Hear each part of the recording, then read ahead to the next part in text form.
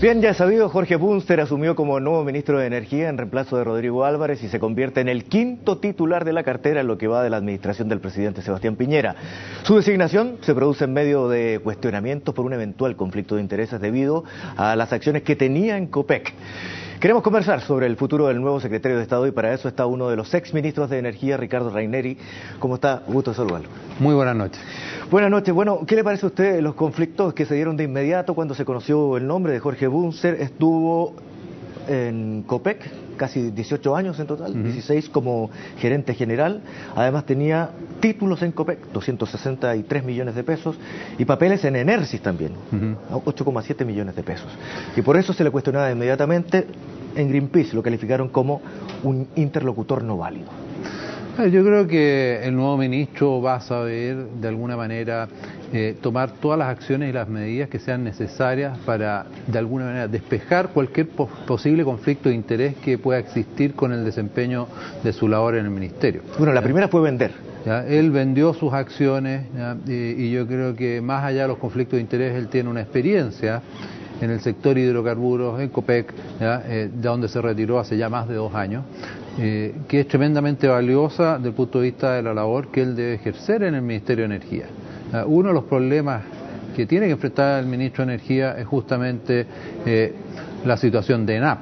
El ministro de Energía preside el directorio de ENAP y nosotros hemos visto que lamentablemente ENAP ha vuelto a tener pérdidas, digamos, el año 2011, y yo creo que Jorge va a ser una persona que va a entender muy bien cuáles son los problemas de ENAP y de alguna manera poder darle una salida a esta empresa para que sea una empresa que es de todos los chilenos y sea financieramente viable y de alguna manera motivo de orgullo y alegría para los chilenos. Revertir las pérdidas es uno de los puntos positivos que usted señala podría tener su nombramiento, sí. Pero algunos de los dirigentes sindicales de ENAP señalaban también que cómo lo va a hacer si precisamente estaba ligado a Copec, que es nuestro principal competidor.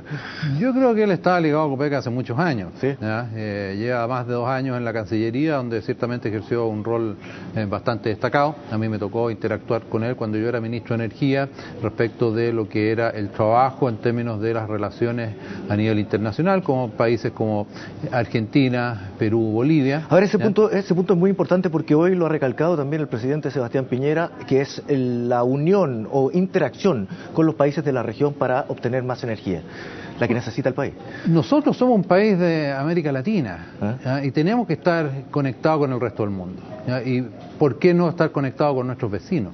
Y ahí tenemos que tener una gran integración en el ámbito económico, en el ámbito político, en el ámbito social y ciertamente en el ámbito energético. Entonces él tuvo una experiencia a partir de las relaciones que se formaron, que usted encabezaba. Justamente, él era, podríamos decir, en mi labor como ministro, él era mi contacto en Cancillería justamente para ver todos los temas de relaciones internacionales con nuestros países vecinos en lo que es la agenda de lograr una mayor integración energética. Ahora, usted señala que no hay ningún tipo de problema porque él estaba en la Dirección de Relaciones Económicas de la Cancillería hace más de 2 años, por supuesto, sí. Mucho antes de que le fueran a nombrar, si fuera a imaginar que le iba a tocar el cargo de Ministro de Energía. Pero lo que se cuestiona a mucha gente son las relaciones que se mantienen y la posibilidad de favorecer algunas más que otras, dado la cantidad de años que se ha participado de una empresa. Yo creo que el gran activo que tiene el actual ministro en ese aspecto, digamos, es que tiene un profundo conocimiento del sector hidrocarburos, y yo creo que eso lo va a ayudar muchísimo en su labor. Ahora, políticamente también se ha dicho que se esperaba que fuera un ministro con mayor maniobrabilidad política. De hecho, hay muchos de ellos que van a extrañar la forma en que lo hacía el ministro Álvarez, en el sector energético específicamente estoy hablando. ¿Usted cree que no tiene experiencia política? Yo creo que se ha levantado un debate artificial respecto de si los ministros deben ser técnicos o los ministros deben ser políticos. Yo creo que los ministros tienen que tener las competencias para la labor que deben desempeñar, donde ciertamente se requiere un balance entre lo técnico y lo político. Y yo creo que el actual ministro tiene competencias técnicas, pero también tiene una experiencia que a lo mejor no es en la política de primera línea, pero ciertamente él ha desarrollado una labor que requiere ciertas habilidades sociales, ciertas habilidades de poder relacionarse con otras personas, que va a ser tremendamente útil. Ahora, ¿usted no comparte conmigo que a usted algo le cobró de eso en Magallanes y al ministro Álvarez en Aysén? A ver, yo creo que hay que ser claro, cuando uno entra a un cargo como ministro, ¿ya?, venga del mundo político o venga de un mundo técnico, un mundo académico, como es mi caso, uno automáticamente se transforma en un actor político, ¿ya? O sea, uno inmediatamente deja, ¿ya?, de lado ese plano, digamos, donde no es político y pasa a ser inmediatamente un actor político. Pero las destrezas y las habilidades años se pueden adquirir en distintos ámbitos, ¿cierto? Las habilidades de conversar, las habilidades de negociar, se pueden adquirir en distintos ámbitos y ciertamente uno es llamado a cumplir un rol, a cumplir ciertas funciones y hay que de alguna manera apegarse a esos roles, y en ese contexto yo creo que el actual ministro va a saber enfrentar los problemas. Yo creo que tiene un tremendo potencial y un gran desafío por delante para dar mayor seguridad al suministro eléctrico en nuestro país. Ahora, a propósito de la seguridad del suministro eléctrico, lo definía el gobierno como una prioridad nacional, obviamente lo es. También definía el desarrollo de energías renovables, alternativas, pero también las hidroeléctricas, porque es una situación que hay que discutir todavía. En el tema de Hidroaicén, por ejemplo, hay muchos recursos que todavía están en la justicia. Y en Castilla, que es una de las centrales distintas, ¿cierto?, esa carbón, se ha dado un fallo judicial de la Corte de Apelaciones que de alguna manera pone en entredicho, han señalado los expertos, cuál es la certeza jurídica que existe en el país para tomar las decisiones de mayor inversión más adelante.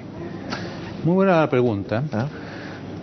Yo creo que estamos de acuerdo que el tema energético es un tema estratégico. Es un tema estratégico para el desarrollo del país, es un tema en el cual si no avanzamos nosotros en el corto o mediano plazo vamos a tener serios problemas de suministro. Hoy día somos uno de los países que en la región tiene los costos de energía más altos y eso lo estamos pagando todos los chilenos mes a mes en lo que son nuestras cuentas. Y esos altos costos responden ciertamente a fracasos en lo que ha sido nuestra política energética en el pasado.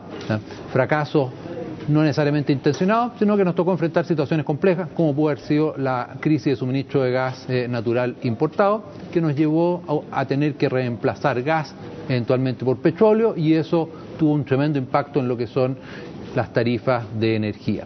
Entonces, el tema energético es un tema estratégico, el tema energético es un tema al cual ciertamente hay que darle mucha atención, y es importante que la gente tome conciencia que si nos oponemos a todo, si nos oponemos a las centrales eólicas como ha ocurrido, si nos oponemos a las centrales hidroeléctricas, si nos oponemos a las centrales térmicas que cuentan con tecnología moderna para abatir emisiones, nosotros vamos a enfrentar una situación de escasez de suministro de aquí al 2014 que va a ser bastante seria. Por lo tanto, yo creo que hay que avanzar en el tema energético, ¿ya?, y hay que despejar estas incertidumbres que se producen por la excesiva judicialización de los proyectos. Sí, a propósito de la judicialización y avanzar también, porque la Corte de Apelaciones de Antofagasta acogió entonces un recurso de protección, ¿cierto? Porque un ex Ceremi había cambiado la calificación del proyecto desde contaminante a molesto. Y esto pone en juicio también la validez de los procesos de calificación ambiental. ¿A su juicio es así?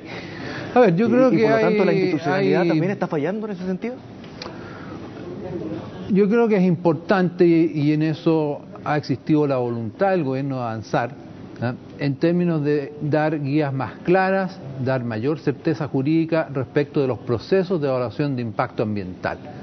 O sea, cuando un servicio se pronuncia respecto de un permiso ambiental sectorial, que su pronunciamiento responda a lo que son sus ámbitos de competencia, y que ese pronunciamiento se ajuste a parámetros técnicos y evitemos eventualmente posibles discrecionalidades que puedan existir a nivel de los servicios públicos. Entonces yo creo que ahí hay un camino que todavía hay que seguir recorriendo, pero ciertamente tenemos que avanzar en dar una mayor certeza jurídica a los inversionistas, a quienes de alguna manera hacen inversiones importantes para poder obtener la aprobación ambiental de sus proyectos, ajustándose ciertamente a lo que es la legislación chilena. El exministro de Energía, Ricardo Raineri, muchas gracias por conversar con nosotros esta noche, que esté muy bien. Muchísimas gracias. Nos separamos una pausa y ya regresamos con más.